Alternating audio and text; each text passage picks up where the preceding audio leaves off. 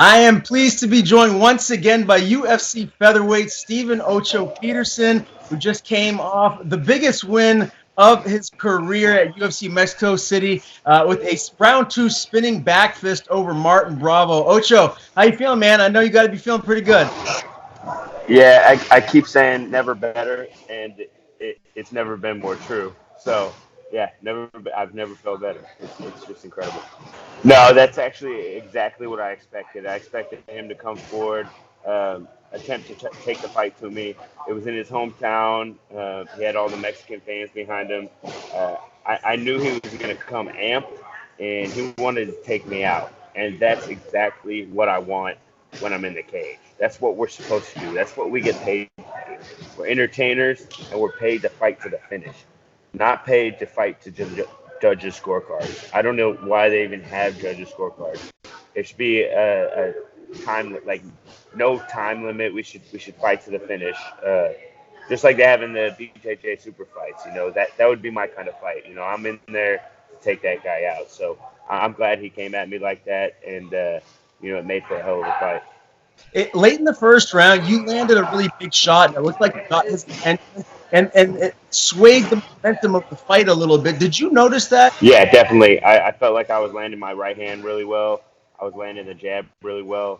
And, he kept coming forward, but he didn't want to stand and bang with me. I knew that. And he was trying to time those takedowns. He actually fought a really good fight. He was switching stance, kind of like uh, I had to sit back and like try to gauge him a little bit in that first round. But I knew he couldn't keep up that pace, and I found my range. I started landing damaging shots. As you can see, I don't have any damage on my face.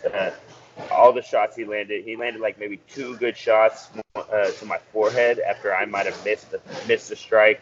He landed to my forehead, but all the other shots that landed were deflected or I was moving away with. So none of his shots did damage, but everything I landed did damage. His mouth was bleeding, his nose was bleeding, his eye was swollen. At the end of the first round, I knew the momentum was shifting, and I knew as long as I came out in the second round, just how I finished the first round, that I'd find the finish. Yeah, I believe. Tell me if I'm wrong. Somebody correct me. I believe it's the only reverse spinning back fist in UFC history. Number one. So I landed the jab as he was turning for his spinning back fist. He countered my jab with the spinning back fist, and I saw him turn his head. I was like, oh, he's about to spin. So I naturally evaded towards the right. I knew his fist would be coming from the right, and I didn't want him to be able to. When you turn with the spinning back fist, you turn with your head first, so you can see what you're about to hit. So I didn't want him to be able to find me when he turned away from me. So I ducked my head, and it was just natural for me to throw that spinning back fist. It's something I've been doing since the beginning of my career. I used to throw it in training all the time with like reckless abandon, and people would be like, "You can't do that in training." I'd be like, "Yeah, I can do what I want." And I'd hurt people when they didn't want to spar with me. So I've learned throughout my career to really control that move and to be able to land it in training without actually throwing a lot of power on it. And when you can do that with a move dynamic like that, then you have ultimate control over the move. So then I'm able to, launch it and let it loose and actually fight. And, you saw the results there. Yeah, it happened so fast.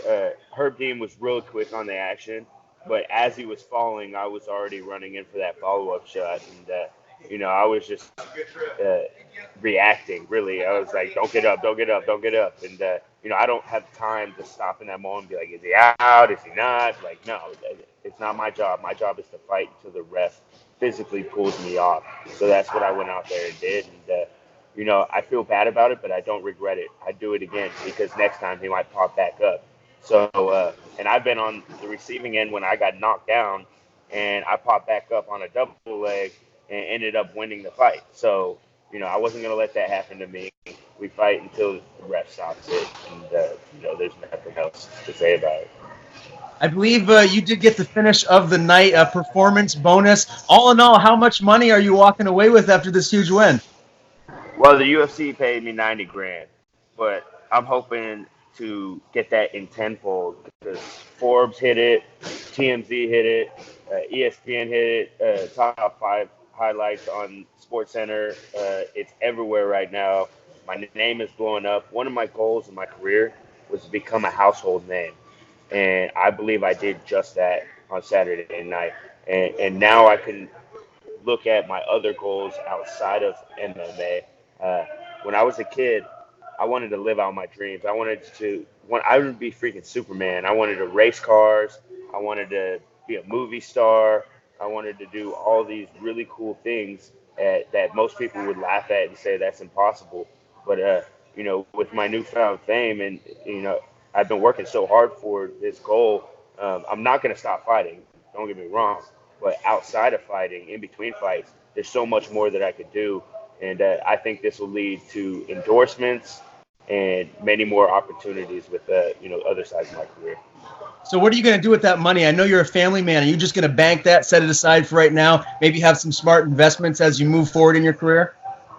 I invested all into myself, into my career, into my brand, Fight Fit lifestyle. Like as you can see, Monday morning I was back at the gym. I love training. This is a lifestyle, and that's what my brand's all about, Fight Fit lifestyle. So I own the brand. I'm pushing the brand. I'm pushing the lifestyle, and I feel like I can continue to, my last bonus I put into my brand as well. I own a wellness center. Uh, just continuing to grow the brand and preach the lifestyle. And as long as I keep putting money in, then it'll start pouring over. So hopefully this will lead to my brand blowing up. People can check out. I got fight gear. I got merch at fightfitlifestyle.com. It's a really dope brand. So I think it's about to blow. Honestly, my experience with fans was incredible. Before and after the fight. During the fight, obviously, they're going to cheer for their fighter, the Mexican fighter. I expected them to do that. But before the fight, they were at the waiting outside the hotel. Mr. Peterson, can you take a picture? Can you sign this? And it was incredible. Just they were so happy that the UFC was there. So, and then after the fight, after I spoke to them on the mic, they went from booing me to cheering me. I don't think they liked it when I had the American flag up and all of that. But as soon as I spoke to them, they're like, we like this guy, and they like real fighters. They like people that go in there and bang. So, I would love to fight in Mexico City again. Aside from the controversy, they were great. But I think just about any crowd, go to Boston and have the main event end in 15 seconds with the eye poke. See what happens. Yeah. You'll probably get riots most places in the world. So I think it was pretty tame for all things considered. Yeah, fair enough. It definitely seems like both Jeremy Stevens and Yair want to run this back. Who do you think wins if that fight does happen next year? I think Jeremy Stevens takes it, man. He's way tougher. He's a real fighter. Yair's a mixed martial artist, which is great. I have so much respect for it, but he's not a fighter up here. And I know what it is because real recognized real. Who really excites you? Who would you like if you had an opportunity to say, this is the guy I want next? Those guys are all scary. They're all killers, and I freaking love it. And I would fight any of them. I'm not going to call them out because I don't have anything personal with anybody. But I want to fight somebody real, somebody that's going to go out there and scare me. Because when my back's against the wall, that's when I hurt people. That's when I take them out. It's like, hey, kill or be killed, right? And this guy's trying to hurt me. So those are the best fights for me. Yeah, first of all, I want to thank my team, Fortis MMA. I can't do it without the team backing me. My coach, Dave Saoud. We're just killing it right now. And then I want to thank my sponsors for making this all possible. Hutchins Barbecue, they've had my back since 5 years ago at least. They've been supporting me since I was on a 2-fight losing streak as a local guy. So Hutchins Barbecue, Fit Meals Prep, Knuckle Up Tattoo, Solace Saunas, Urban 8 Food Court. If I said Fit Meals Prep, door-to-door shuttle, and hopefully I can yank some new sponsors out of this deal and some cool spinning backfist endorsements. But and then follow me on social media at Instagram and Twitter at OCHO08 and Facebook Steven Ocho Peterson.